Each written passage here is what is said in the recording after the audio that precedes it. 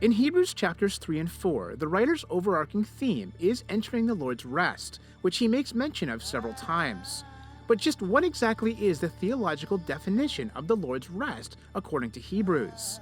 The unidentified author builds his theology using other key scriptures.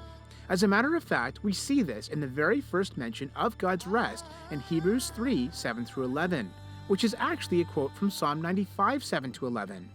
In these verses, the psalmist is also looking back to Numbers 14, where God denies the wilderness wandering Israelites entry into his rest because of their unbelief. In the immediate context of Numbers 14, and in that present situation as it related to the Israelites, this rest referred to the inhabitation of the Promised Land, which included peace, safety, and security all around, with God's presence in their midst. However, a major point David is making in Psalm 95 is that this rest was still available in his time, meaning that the entrance into the Promised Land could not have been entrance into the ultimate rest of God. Likewise, the writer of Hebrews, by quoting Psalm 95, makes the point that God's promise of entering his rest still stands today.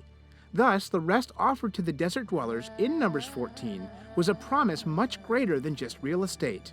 As Hebrews says, if Joshua had given them rest, God would not have spoken later about another day.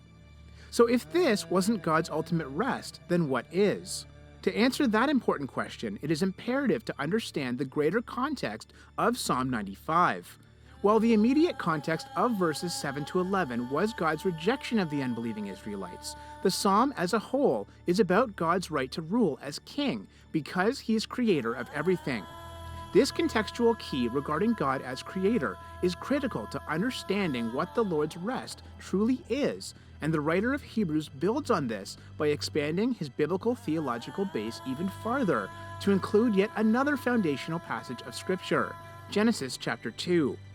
It's fitting that Hebrews reaches back to the very origins of the heavens and earth for the origin and definition of God's rest. As Genesis explains, God created everything in 6 days, and then on the seventh day he rested from all his works and sanctified it as a Sabbath rest. This Edenic state, then, is the very definition of God's ultimate rest, according to Hebrews and the rest of Scripture. Although mankind was initially created into that perfect rest, our fall into sin spoiled that.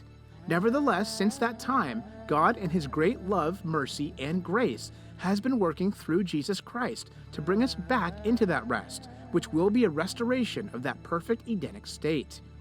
Thus, the rest offered in Numbers 14 and Psalm 95 was only partial, as it previewed and prefigured the ultimate rest in God to come, which was inaugurated through the gospel of Jesus Christ. Thankfully, God still offers us this coming rest today for anyone who believes in his redemptive work through the person of Jesus Christ.